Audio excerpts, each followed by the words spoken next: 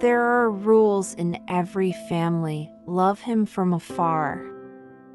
Support her happiness. But what if your heart breaks every time she smiles? What if the man she calls her husband used to whisper your name? The sky was painted in pastels. Cherry blossoms floated gently over silk parasols, and soft music echoed through the garden. Sayuri was radiant. Her kimono shimmered in the sun, and every step she took down the aisle seemed like poetry. I held her veil with steady hands, careful not to let them tremble. I had rehearsed this moment 100 times, each time whispering, "Just smile. Just breathe." But then I saw him. Ryota. Standing at the altar like a dream that never truly left me. 2 years ago, he was mine, in secret, in silence, in stolen glances and lingering hands. And now, he was about to become my sister's husband. His eyes found mine. And for a second, just 1 second, the whole wedding disappeared. It was just us, tangled in a past that refused to die. I looked away, afraid my face would betray me. I told myself I had let him go. But that was a lie. One I had learned to wear like perfume, beautiful, invisible, and suffocating. The celebration was flawless. Paper lanterns danced above our heads. Laughter filled the air. But inside me, everything was breaking. I watched Sayuri beam as she thanked the guests. I watched Ryota wrap his arms around her waist, his smile tight, mechanical. He wasn't there. Not really. When she kissed him, he flinched. Just slightly. But I saw it. Because I knew him. I knew how he held me when no one was watching. How he whispered my name like it was sacred. And I knew that look in his eyes, the one he gave me when no one else was paying attention. Later that night, I passed their room. The door was open just enough. I shouldn't have looked. But I did. Sayuri lay sleeping, peaceful, untouched. And Ryota sat on the edge of the bed, shirt unbuttoned, head in his hands.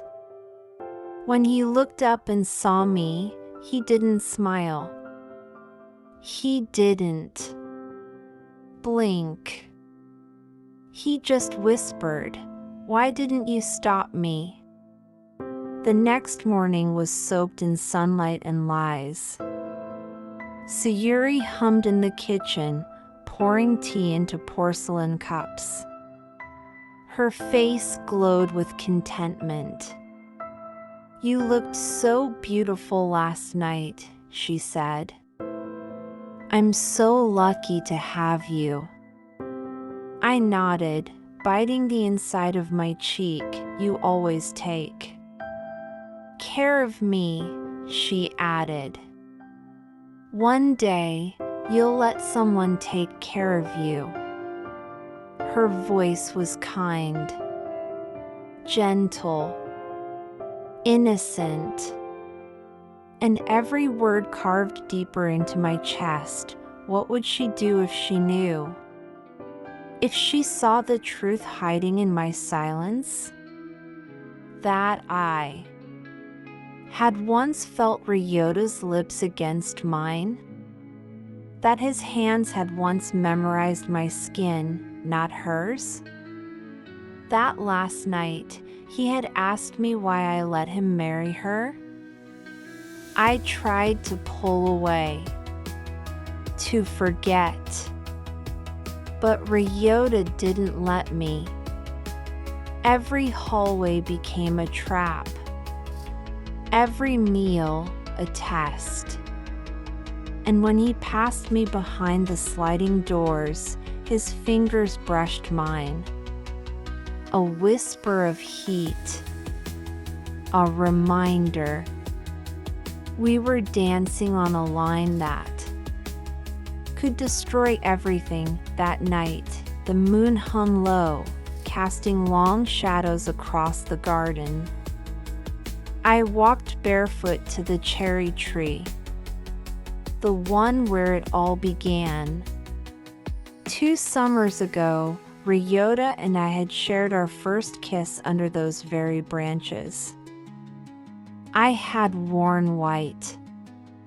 He had worn black. And we thought the world could be ours. I heard footsteps behind me. I didn't have to turn. I remember this place, Ryota said softly. You were wearing that little jade clip in your hair. You shouldn't be here, I replied, not trusting my voice. I never stopped loving you, Ami, he said. But you disappeared. You left. And then she came into my life. I thought you moved on. I turned to face him, angry, desperate. You married my sister. He stepped closer. And yet, I can't sleep beside her. Because every time I close my eyes, I see you. When he touched my face, it was gentle, familiar, dangerous. And in that moment, I stopped being her maid of honor and became the villain of her love story. The next day, every breath felt heavier. Sayuri was radiant, chatting about their honeymoon in Kyoto. I sat across from her, barely tasting my food. Ryota didn't speak much, but every time our eyes met, I felt a scream rising in my chest. We were caught in a storm that hadn't fully broken yet. But it would. Soon, because secrets have weight, desire leaves fingerprints, and guilt is the shadow that follows you. Even in the brightest room, I told myself this was the end, that I would walk away, that I would protect my sister, even if it meant destroying myself. But Ryota had other plans, and what came next was only the beginning. She took the vows, she wore the white, but the one thing she never truly had was his heart. And in this House of Sisters, there are no happy endings, only war dressed in silk. If this story touched you, tell me what you would do. Would you betray your sister for love? Leave a comment below, tap like, and share this with someone who believes in forbidden love.